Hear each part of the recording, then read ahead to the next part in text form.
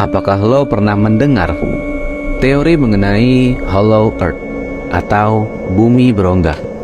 Yang dimana teori ini mengatakan bahwa di dalam perut bumi terdapat lubang yang menghubungkan ke dalam sisi bumi bagian dalam. Yang katanya di dalamnya juga terdapat peradaban yang masih belum kita pahami dan kita jelajahi. Dan cerita ini bersumber dari seorang petualang yang bernama Admiral Byrd. Jadi, Admiral Byrd adalah seorang petualang yang terkenal pada tahun 1940-an, yang dimana ia mengaku telah terbang di atas wilayah Antartika dan melihat sebuah lubang di dalam sisi bumi, bagian dalam di luar dari zona Antartika tersebut. Admiral Byrd bahkan menulis detail tentang apa yang ia lihat di dalam buku harian terbangnya.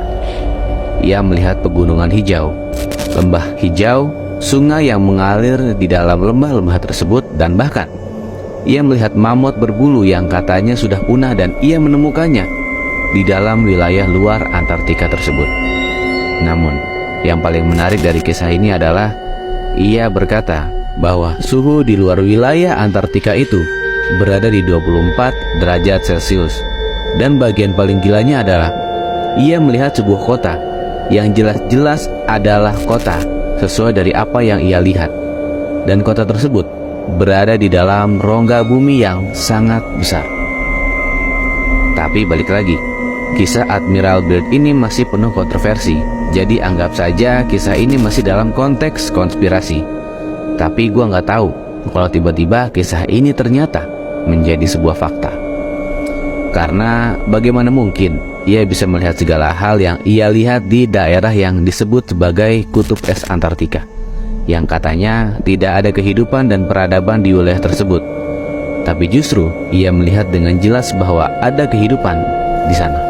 Dan juga nih, ketika ia kembali dari perjalanan tersebut, lo tahu, ia dilarang untuk membicarakannya karena satu dan lain hal.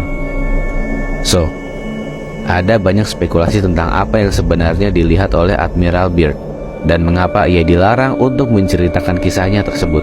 Tapi yang jelas, ada hal yang ditutup-tutupi di wilayah Antartika, yang dimana jika itu terungkap akan merubah seluruh persepsi yang kita yakini dan kita percayai selama ini.